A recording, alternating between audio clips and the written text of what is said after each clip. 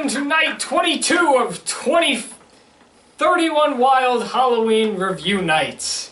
Well, the past 2 days we talked about Ghostbusters, and I think it's only formal that we keep the spirit of ghost talk alive. Get out of here! Today we're going to talk about a ghost. It's Casper. Released in 1995, based on the popular cartoon character Casper the Friendly Ghost, the story follows Casper the Friendly Ghost, who's living with his 3 obnoxious and crazy uncles in an old mansion called Whipstaff Manor. A woman named Miscritin is informed that the mansion was the only thing her now-deceased father left her in his will. Though at first she's not interested, she and her partner Dibs discover there's treasure located somewhere in the house. Now she's interested. After learning the house has ghosts though, she calls upon the help of a ghost therapist named Dr. James Harvey to help be rid of Casper and his uncles and help them cross to the other side. But things slowly start to change when the uncles start to have their own fun with Dr. Harvey, and Casper falls in love with Harvey's daughter, Kat. This is not only the first Casper-related movie to be released in theaters, but also, I believe, is the first Casper-related film to ever be released in general. I only know 4 Casper films, and I'm pretty sure there's 5. There's this one, there's Casper's First Spook, I think is what it's called. It's like his origin story when he discovers he's a ghost, which actually is what I thought this movie was. Being that this is the first theatrical Casper film, I could have sworn that this film started with Casper and his uncles on a train. Turns out I got this film mistaken for a different film. The other one which I have a very detailed memory of is the Casper Christmas film, where it was kind of like a Nightmare Before Christmas thing, except it wasn't. It was just Casper at Christmas time. I remember that, and then I also remember recently, like the most recent Casper film is one where he goes to school. Bonk. I'm pretty sure those are all the Casper films. I know I'm missing one though. I did see this film when I was a child. I still own it, and I remember very little from it. Yeah, again, I got this film mixed up with another film. I do remember the character of Kat. I remember how she looked, though we'll get to who she is in a moment, because I did not expect to come across the actress that played her once again. I also remember that the dad died at one point and became a ghost, and that upset the daughter, but I knew he came back. I do have memories of most of the things in this film, but this was kind of like a refresher seeing it once again. So I do remember seeing it when I was little, but this definitely was a refresher, and little bits came back to me. Not a lot, but very little bits. Now, as for the character Kat, she is played by the lovely Christina Ricci, which, if you don't know who that is, then you don't know Addams Family. Christina Ricci was Wednesday Addams in the live-action Addams Family films, and I did not realize she was in this film until I took a good look at her face in her first scene. My memory from when I was little seeing this film, I do remember who Kat was. I remember she was a very young girl. I remember how her hair was. I remember how she dressed and kind of how she acted in the scenes. But it was probably because I didn't grow up with Addams Family that I put the 2 together to realize, hey, that's Wednesday Addams. It was cool to see her in kind of a normal role, because I'm so used to seeing her as the demented Wednesday Addams with the creepy smile and like the hunger for death. It's like kind of weird to see her actually playing a normal 12-year-old girl. The one bit that I found pretty funny, I couldn't stop laughing at it, was Dan Aykroyd's cameo as his Ghostbusters character. In the beginning, Miscritin and Dibs, they show up at the house, they discover it has ghosts, so they call upon help to get rid of the ghost. Dan Aykroyd is one of the people that they call on. I found that to be a bit amusing, and it's also pretty cool to think that this film has confirmed that both Ghostbusters and Casper exist in the same universe. That's fun. This film could have been a lot better. Did I enjoy it? Yes. Was it a cute Halloween story? Yes. Do I think it needs a big fix-up? Yep. When I was watching this, I have to be honest, I felt the story was a little flat. I was a bit disappointed. I expected a little bit more, and it was just kind of all over the place at times. Like, it's not in the sense that I don't know who the main character is. That is made very clear. We get enough scenes with Casper. It's not like we have a Casper film and he's rarely in it. There are films out there that rarely have their own main character involved with the story. The problem that I have is I'm a bit confused as to what the overall story was, because you kind of have a few things going on here.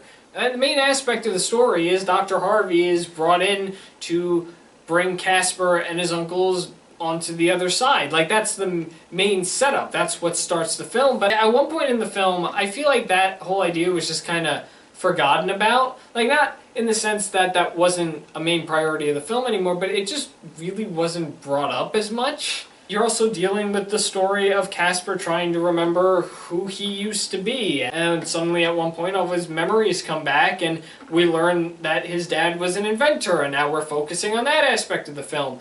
And then it turns into him trying to figure out if he can become human again because they found a certain machine that can convert the dead back into real people. You also have this plot point about a Halloween party, which involves two kids named Vic and Amber. And there's a few scenes where it looks like they are going to be important characters throughout the story, that we're going to see them pop up. But we get one scene with them in school. We get another scene with them, I guess, planning something at the Halloween party that will now be thrown in Kat's new mansion house. And then we really don't see them again until the end of the film, where they dress up as a really tall monster, and that left me trying to figure out what exactly they were planning at this Halloween party. I mean, the Halloween party and the school aspect of this story are completely different on their own, because who is this teacher and why is it important? He makes it clear that the Halloween party, which apparently only applies to a small class, why is it his job to announce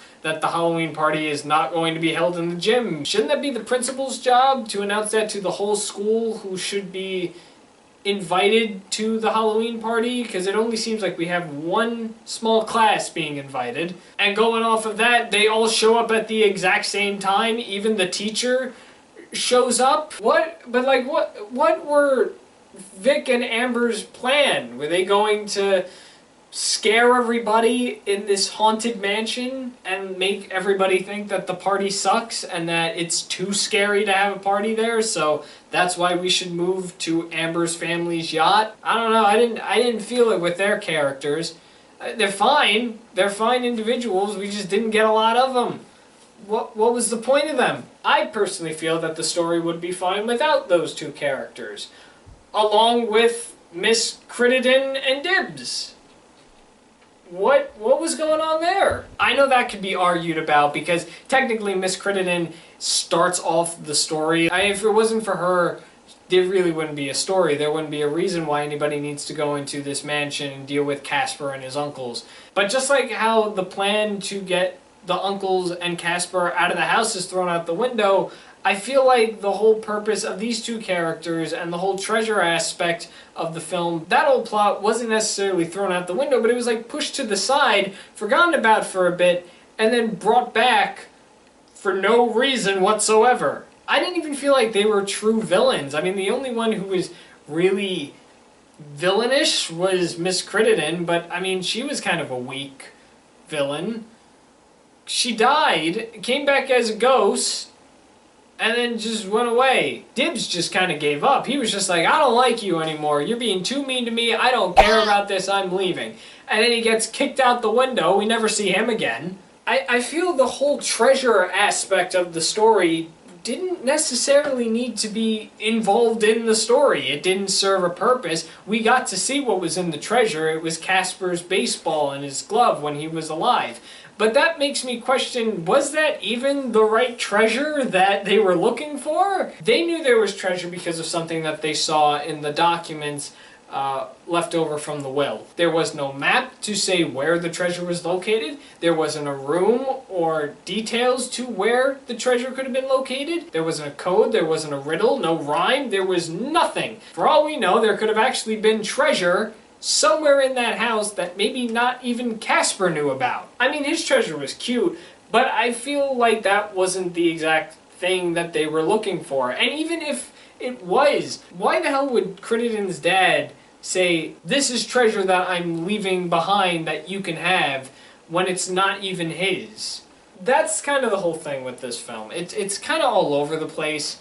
It doesn't feel adventurous, though it's trying to be adventurous. Like, it's trying to do so many things that it wants you to enjoy the story and make it memorable, make you say, wow, that was a really entertaining film, I want to see more of it. I mean, Casper is a great character to do stories off of in general already. Like, you know, this film had potential of being a lot better. Why did we need to include Crittenden and Dibs finding treasure? Why did we need to include two teenagers that served absolutely no purpose to the story whatsoever? What was wrong with doing a story about a scientist's father and his daughter moving into a house that people are saying is haunted for him to check out and be fascinated about, learn that there's ghosts, try to figure out how to deal with the ghost, and make the uncles the antagonists, because that's also something that's established there. The uncles are already obnoxious and rude. Who's to say that they couldn't have been the antagonist in this Casper story? They're technically already antagonists in the Casper story in general. They treat Casper like crap. The one thing I did enjoy was learning about Casper's past and learning about the laboratory that his dad had, and even the concept that there's a machine that can make ghosts into living people again. I thought that was pretty cool. I feel like they could have done a little more with that as well. We do get to see Casper as a real boy, though, because Dr. Harvey's dead wife comes back in, I guess, ghost form or angel form. I don't really know, but she has magic powers now, and she just made Casper a real person for a very limited amount of time. Like, we didn't get a lot with Casper as a real boy, which I'm a little disappointed in. I would have liked to seen that. I didn't just want to see a dance scene for 5 minutes. I would have liked to have seen him as a real boy longer, maybe talking with Kat on how it feels and how he wishes he could be like this forever. Maybe even make that a big chunk of the film. On that topic of that scene as well, the way to get into the laboratory, I feel, would be an amazing ride to go on at Universal. And I checked, I looked it up after I saw the film. What I found disappointed me. Turns out there has never been a Casper ride, at least from what I've looked at, from what I've read. Something like this, with sitting in the chair, going down that ramp, going through the house itself even. That would be a great ride and a great theme attraction to put at Universal Studios to represent Casper. But from what I've seen, it doesn't look like that ever happened, which is a huge shame. You missed out, Universal. Also, it's a little creepy when Casper asks his cat if he can keep her. Was I the only one that was a little like, about that? That wasn't right. But that was Casper, the Friendly Ghost. Oh, I gotta talk about the ending real quick, with the dance between Kat and her dad and Casper and the uncles and the Casper song that's at the end. It is a catchy song. That's all I wanted to say about the ending. And that is Casper, the Friendly Ghost movie. It was something. I would recommend it if you were curious to check it out, but it's not the best film I've seen. I've seen better. I just feel they could have done a lot more with this story. They could have maybe organized it a little more. That in no way means that I thought it was a bad film. It was a meh film. It was alright. If you haven't seen it before, you can give it a shot. If you have seen it though, what'd you think about it? Do you agree with me? Do you not agree with me? I'd love to hear what you have to say in those comments. That's all I got for the Casper film, and now it's time to move on. We're moving on from ghosts to pumpkins. Ain't that fun? We're gonna talk about pumpkins! Come back tomorrow and we'll talk about a cute little story that everybody but me grew up with. I know, right? How much more disappointing can I be in your eyes? I had a different childhood, okay? Thanks for watching The Wild Review on The Wild Reviewer, and you just saw me review a thing.